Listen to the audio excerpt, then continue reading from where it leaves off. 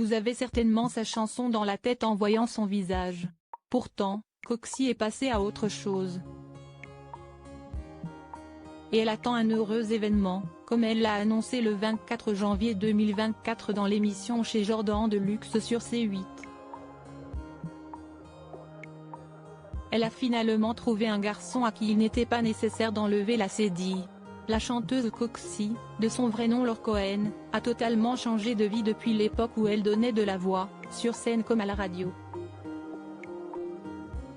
Et l'artiste de 46 ans a un très beau projet à venir puisqu'elle est enceinte de son discret compagnon Jérôme.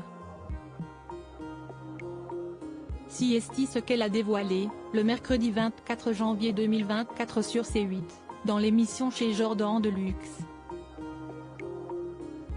Je ne sais pas s'il a spécialement envie qu'on parle de lui mais il s'appelle Jérôme, a-t-elle expliqué. Vivons heureux, vivons cachés. On est bien comme ça.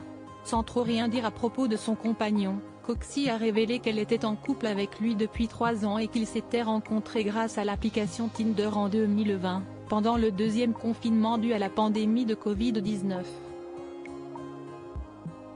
Quant à leur enfant à venir, il s'agit d'un petit garçon qui arrivera prochainement après un long parcours.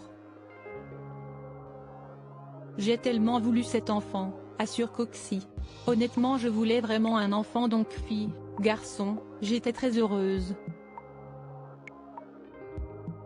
Après j'ai une petite fille, lui il a une grande fille, si est cool d'avoir un garçon. Mais ça a été long. Il y a plein de femmes qui connaissent ça, le parcours d'avoir un enfant quand on n'y arrive pas. On a fait appel à la médecine, au FIV. Je suis en train de préparer un documentaire là-dessus. Si est un chemin. Ça arrive à beaucoup de femmes. Après, je n'ai pas 20 ans, j'ai 46 ans donc c'était encore plus compliqué. Mais on en avait vraiment envie. C'était vraiment important. Que devient la chanteuse Coxie? Aujourd'hui, Coxie ne chante plus. Peut-être des berceuses. Elle est coaching en prise de parole et en communication au sens très large, ce qui est la continuité du début de sa carrière. Elle avait ouvert une école de théâtre à l'âge de 21 ans et avait formé des acteurs comme des avocats ou autres corps de métier.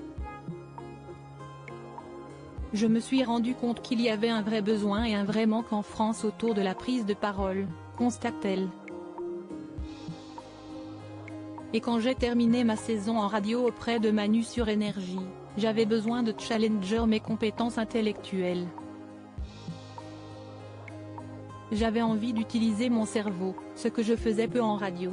Je sollicitais le côté un peu fun, un peu rigolote, et là j'avais besoin d'un peu plus de profondeur. Si est devenue ma raison d'être.